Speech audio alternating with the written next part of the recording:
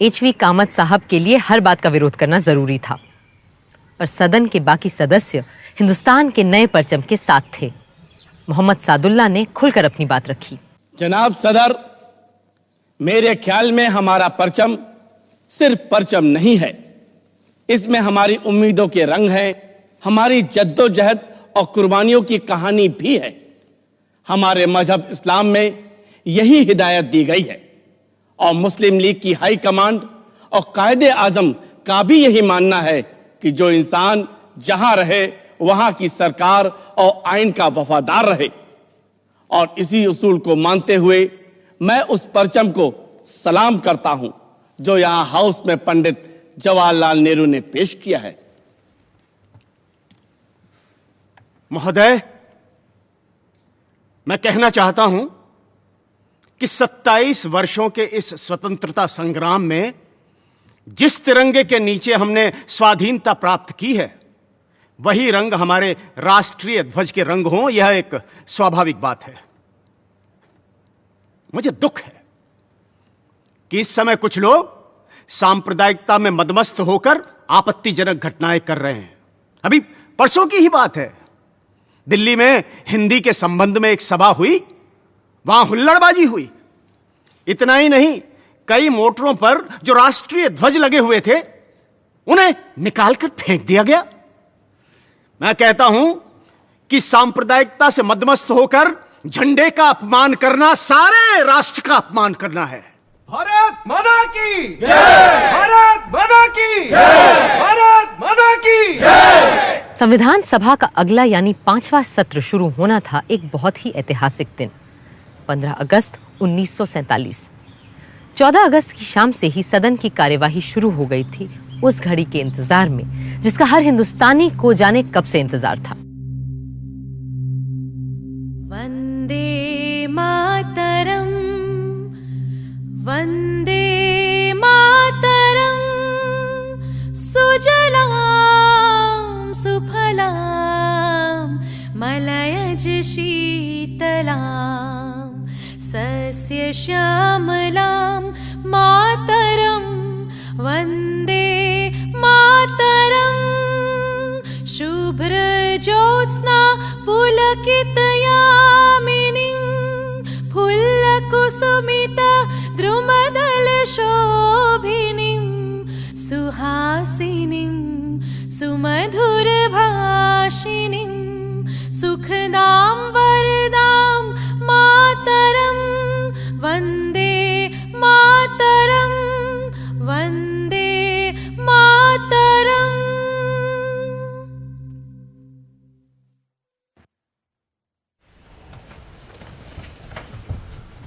हमारे इतिहास के इस अहम मौके पर, जब आज वर्षों के संघर्ष और जद्दोजहद के बाद हम अपने देश के शासन की बागडोर अपने हाथों में लेने जा रहे हैं, हमें उस परम पिता परमात्मा को याद करना चाहिए जो मनुष्यों और देशों के भाग्य को बनाता है।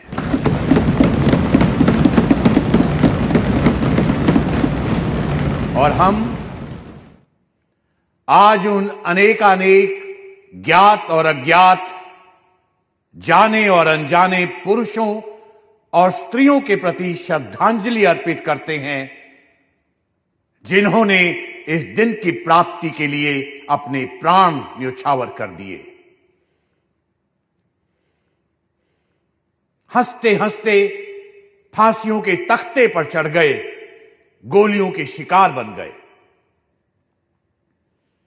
जिन्होंने जेल खानों और काला पानी के टापू में घुल घुल कर अपने जीवन का उत्सर्ग कर दिया। जिन्होंने बिना संकोच माता पिता, स्त्री संतान, भाई बहन और यहां तक कि अपने देश को भी छोड़ दिया, अपना धन जान सबका बलिदान कर दिया। आज ये उनके त्याग और तपस्या का ही फल है कि हम इस दिन को देख पा रहे हैं।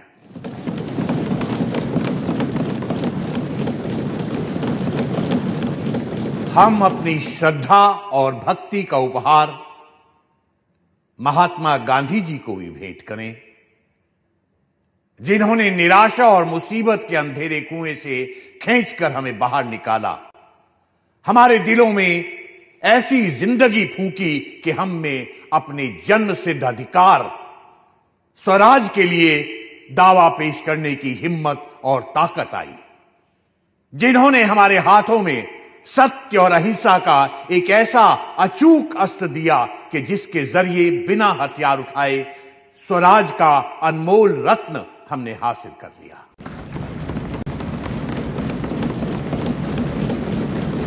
जिस देश को ईश्वर और प्रकृति ने एक बनाया था, आज उसके दो टुकड़े हो गए हैं।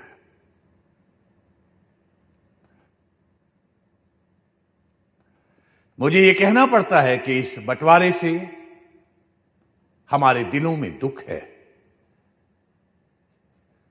मगर इसके बावजूद हम आपकी और अपनी तरफ से पाकिस्तान के लोगों को अपनी नेक नियति, उनकी तरक्की और कामयाबी के लिए अपनी सदिच्छा और सद्भावना प्रकट करना चाहते हैं।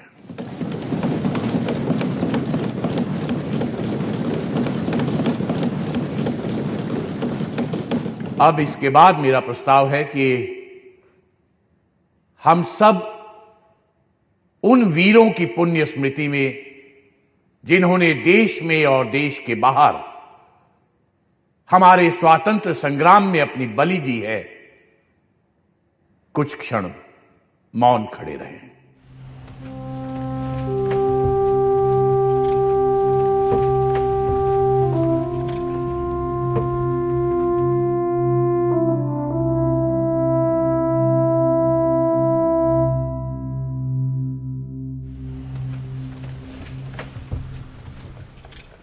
अब पंडित जवाहरलाल नेहरू अपना प्रस्ताव प्रस्तुत करेंगे।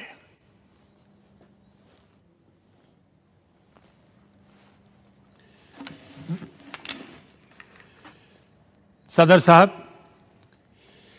कई साल हुए जबकि हमने किस्मत से एक बाजी लगाई थी, एक इकरार किया था, प्रतिज्ञा की थी। अब वक्त आया है कि हम इसे पूरा करें, बल्कि वो पूरा तो शायद अभी भी नहीं हुआ, लेकिन फिर भी एक बड़ी मंजिल पूरी हुई, हम वहां पहुंचे हैं। फिर मुनासिब है कि ऐसे वक्त में हमारा पहला काम यह हो कि हम एक प्रण, एक नई प्रतिज्ञा फिर से करें, इकरार करें आइंदा हिंदुस्तान और हिंदुस्तान के लोगों की खिदमत करने का। चंद मिनटों में यह असेंबली पूरी तौर से आजाद खुद मुख्तार असेंबली हो जाएगी और नुमाइंदगी करेगी एक आजाद खुद मुख्तार मुल्क की। हमने एक मंजिल पूरी की है और आज उसकी खुशियां मनाई जा रही हैं, लेकिन यह भी हम जानते हैं कि हिंदुस्तान भर में खुशी नहीं है। हमारे दिल में रंज के टुकड़े काफी हैं और दिल्ली से बहुत दूर नहीं, बड़े बड़े शहर जल रहे हैं, वहां की गर्मी यहां आ रही है। खुशी पूरे तौर से नहीं हो सकती, लेकिन फिर भी इस मौके पर हिम्मत से इन सब बातों का सामना करना होगा। अब मैं अपनी बात अंग्रेजी में भी पेश करूंगा। Long years ago, we made a tryst with destiny, and now the time comes when we must redeem our pledge. Not only or in full measure, but very substantially. At the stroke of the midnight hour, when the world sleeps, India will awake to life and freedom.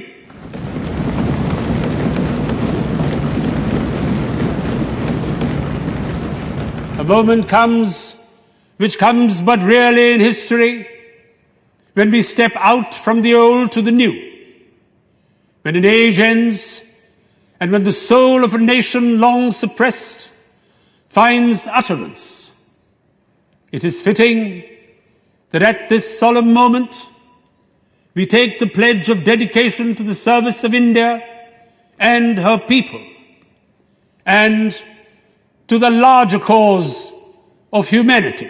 सारा हिंदुस्तान और पूरी दुनिया नेहरू जी के अल्फाज सुन रही थी और घड़ी के 12 बजने का इंतजार कर रही थी.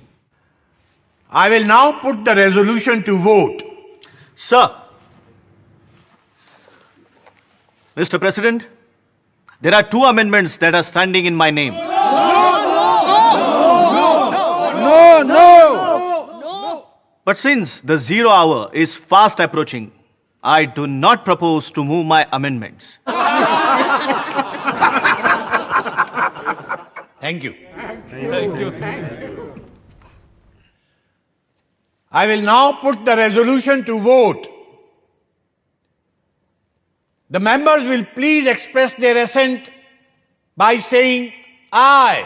Aye. We have resolved, as the clock strikes 12, we shall take the pledge.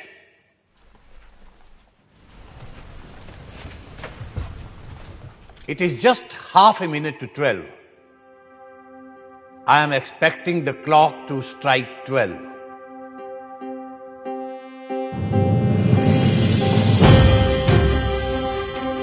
अब जबकि हिंदवासियों ने त्याग और तप से स्वतंत्रता हासिल कर ली है, मैं राजेंद्र प्रसाद,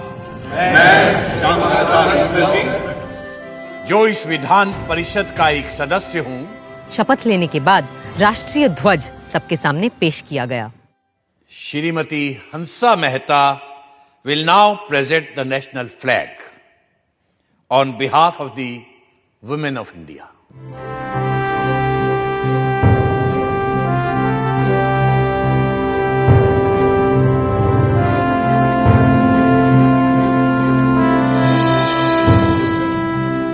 मैं प्रार्थना करती हूँ इस तिरंगे की छत्र छाया में रहने वालों को सारे सुख और समृद्धि मिले. जय हिंद, जय हिंद, जय हिंद, जय हिंद, जय हिंद, जय हिंद. साथ ही श्रीमती सुचेता कृपलानी ने अल्लामा इकबाल का लिखा कौमी तराना गाया, सारे जहां से अच्छा हिंदोस्तां हमारा. और फिर संविधान सभा में पहली बार वो स्वर गूंजे, सिर्फ एक इंसान को छोड़कर, महात्मा गांधी, जो वहां से दूर कलकत्ता में थे, जहां वो बंगाल के मुस्लिम लीगी प्रधानमंत्री एच.एस. सोहरावर्दी के साथ मिलकर हिंदू मुस्लिम दंगे रोकने में लगे हुए थे. 15 अगस्त की सुबह भी हर रोज की तरह उन्होंने 5 बजे प्रार्थना सभा की.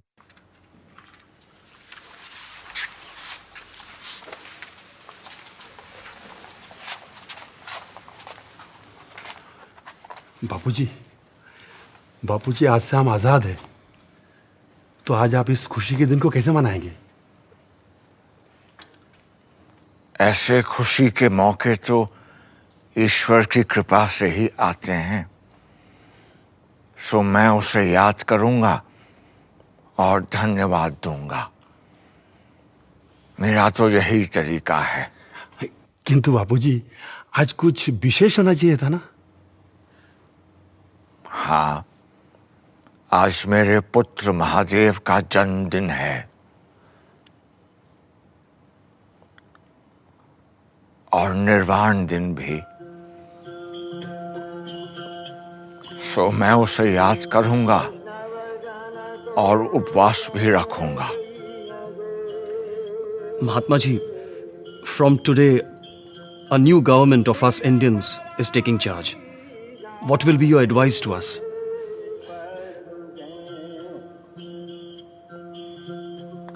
Be humble, beware of power.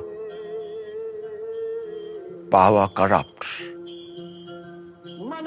Do not let yourselves be trapped by pomp and pageantry. Remember, you are in office to serve the poor in India's villages.